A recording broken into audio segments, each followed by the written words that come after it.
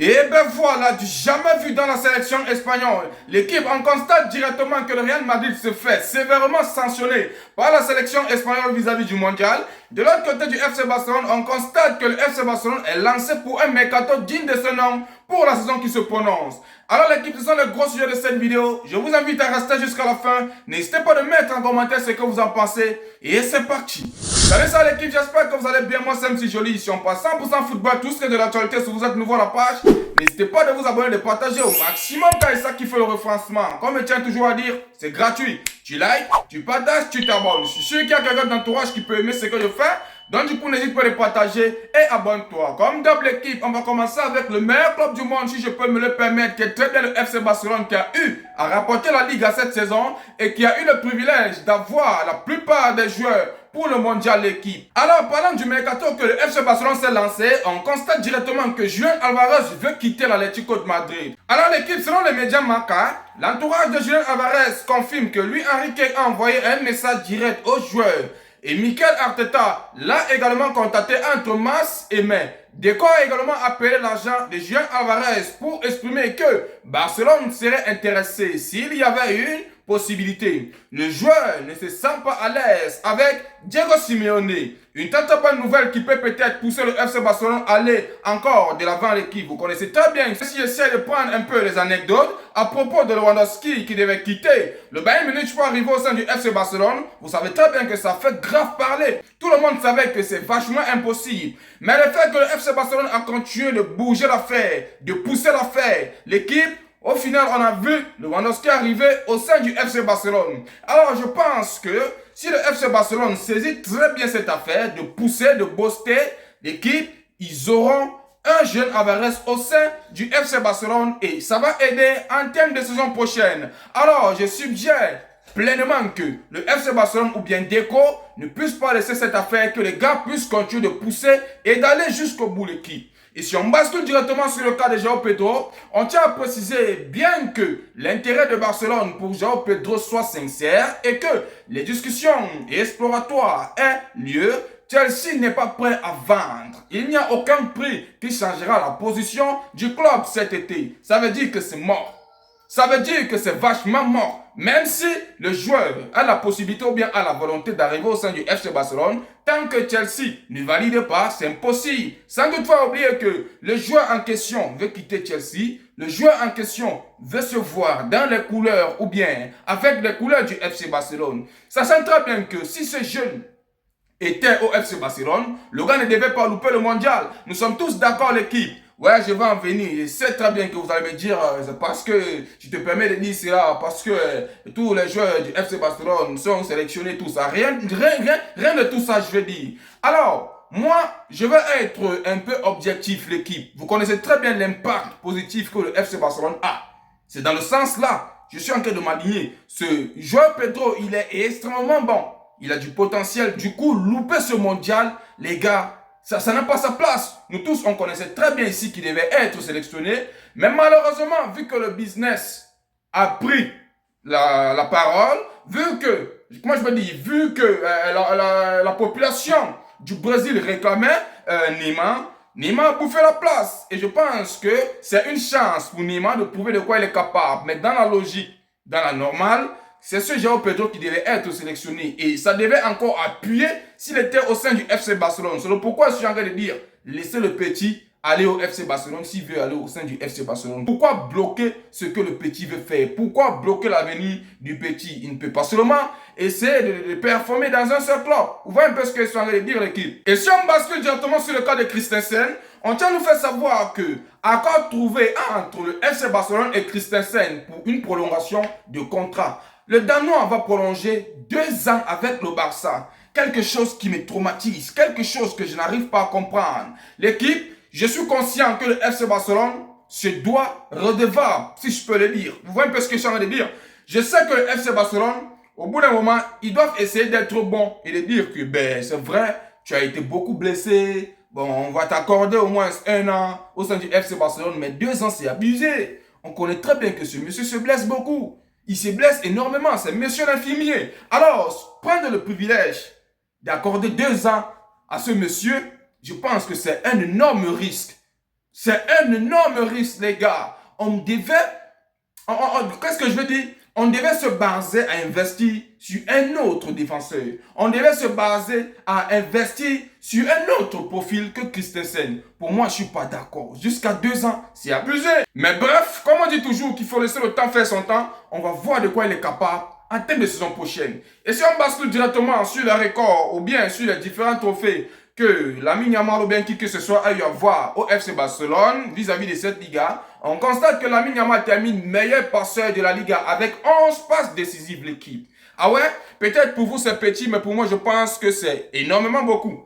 Moi, je ne sous-estime pas. Et si on bascule directement pour Juan Garcia, l'équipe, on constate que Juan Garcia a élu meilleur gardien de la saison en termes de Liga l'équipe. C'est quelque chose de bien. Ça n'a pas tardé. Il a été appelé pour le mondial. Et si on revient directement sur la mauvaise nouvelle et en même temps la bonne nouvelle à propos de Ter Stegen, l'équipe, vous ne vous en rendez même pas compte. Alors, pour une première fois, on tient à préciser, record, Ter Stegen devient le premier joueur de l'histoire à être relégué et champion d'Espagne. La même saison, pour ceux qui ne savent pas, il a été prêté à Girona et Girona a été relégué, les gars. Girona redescend en D2. Alors, la bonne nouvelle, c'est qu'il a eu à rapporter la Liga. Parce que, avant d'être prêté, on sait très bien ici qu'il a débuté avec le FC Barcelone en termes de saison qui vient de se terminer. Vous voyez un peu. Alors l'équipe, je pense que c'est une très très mauvaise nouvelle pour le gardien qui a toujours été au sommet. Alors, se voir disputer maintenant en termes de 2-2, non les gars, c'est pas possible. Il est bien vrai, quelque part il est finito avec les blessures, tout ça. Mais je pense qu'il devait terminer sa carrière en sortant par la grande porte. Sorti par la petite porte comme ça. Bref, c'est pas encore fini. On estime et j'espère vraiment que en termes de saison prochaine, Girona va s'en sortir et remonter au sommet. Alors l'équipe, c'était un peu tout actuellement au sein du FC Barcelone. Il y a beaucoup plus d'informations. Je vous invite vraiment à me rejoindre, que ce soit pour les shorts ou bien sur Facebook ou bien sur TikTok. Là-bas, je suis beaucoup plus actif.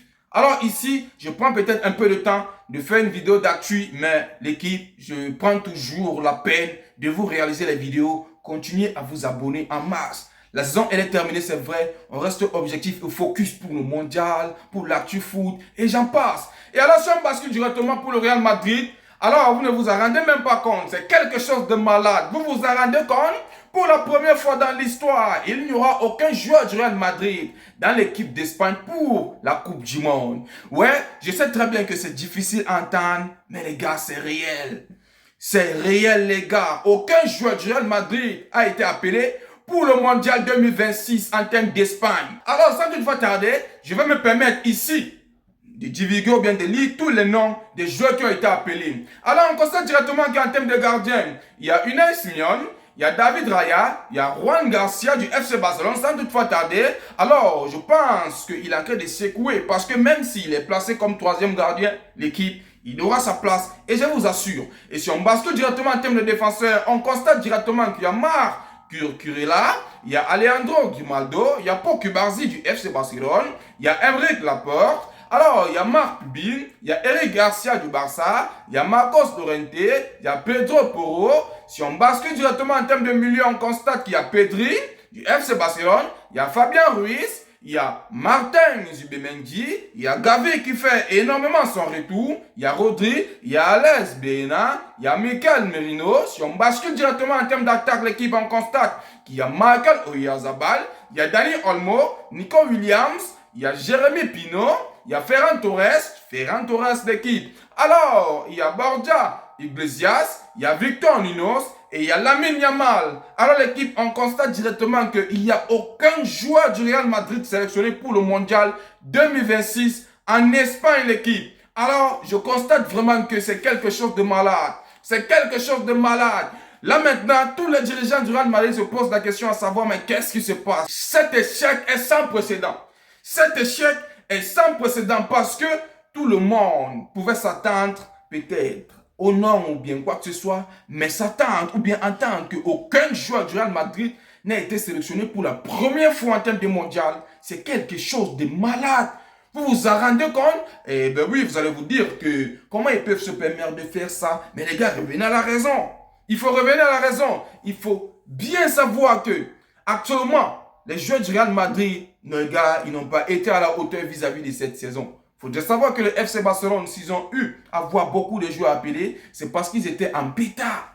Ils étaient en pétard, ils ont eu à gagner la Liga. Il n'y a rien à dire, les gars ont bien joué. Tandis que le Real Madrid se voyait en train de faire une saison bizarre. Une saison qui n'a pas sa place. Vraiment, ne vous posez pas trop de questions, l'équipe. On constate directement qu'on n'a pas appelé Cavaral, on n'a pas appelé Fran Garcia, on n'a pas appelé Carreras, pas de Hussein, pas d'Asensio, pas de Gonzalo Garcia, pas de Ceballos, pas de Pitache. Tous les joueurs espagnols là, qui jouent au Real Madrid, on n'a appelé personne.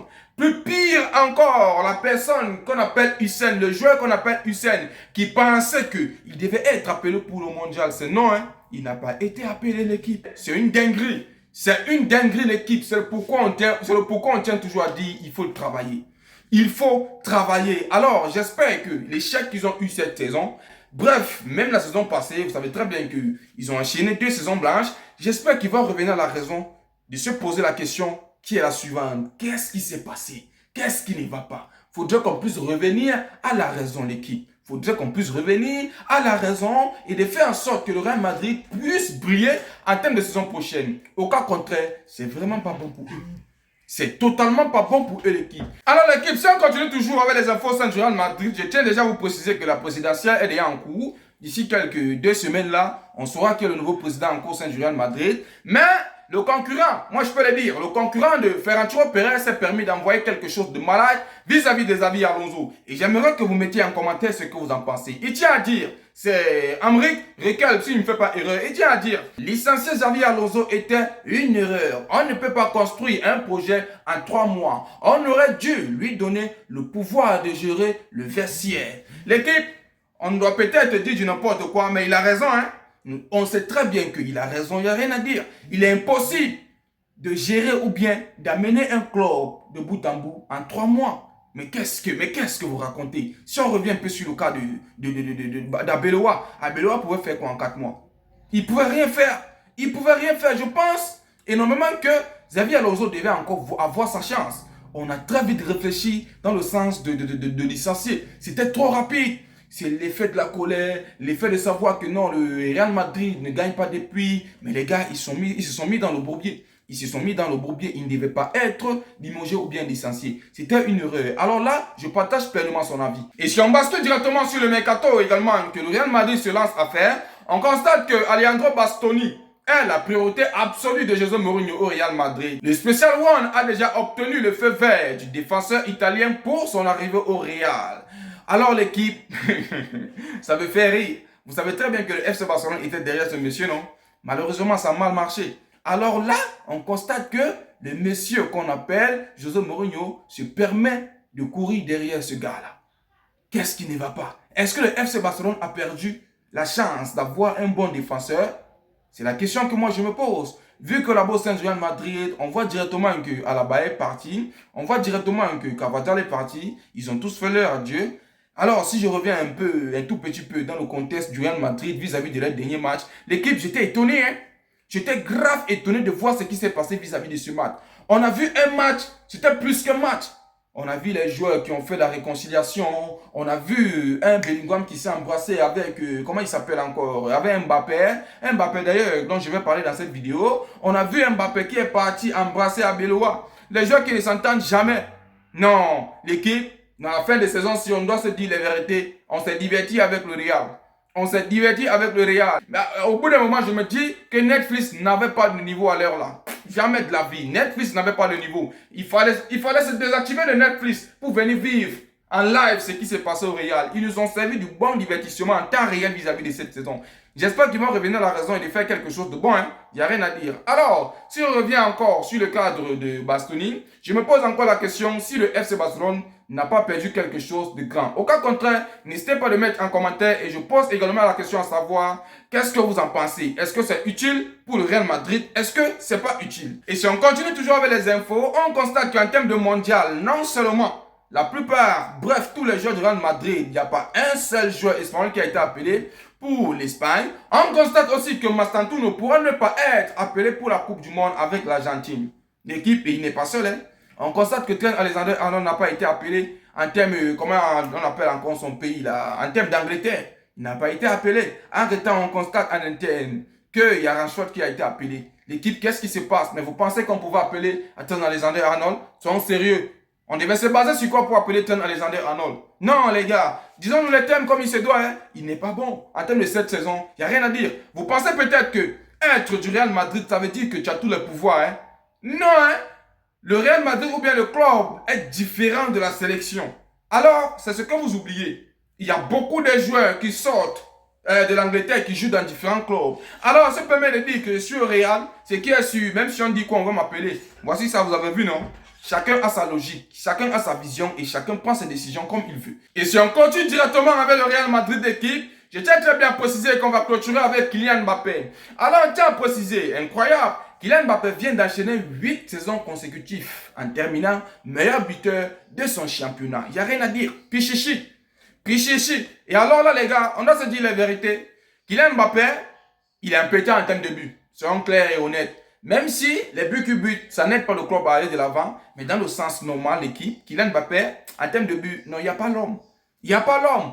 Alors, figurez-vous que Kylian Mbappé a eu à inscrire 32 buts en termes de Ligue 1 2019, 18 buts en Ligue 1 2020, 27 buts en Ligue 1 2021, 28 buts en Ligue 1 2022, 29 buts en Ligue 1 2023, 27 buts en Ligue 1 2024, 31 buts en Liga 2025, 25 buts en Liga 2026. Et ce qu'on constate, il n'a que 27 ans, mais il a déjà inscrit 425 buts en carrière.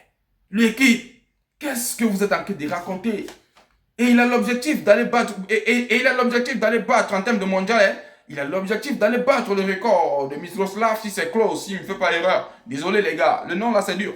Vous voyez un peu? Alors, il a l'intention d'aller battre. Même si on me dit quoi l'équipe, Kylian Mbappé, non, il a une machine de guerre en termes de but. Il a une machine de guerre. En termes de but, il n'y a pas l'homme.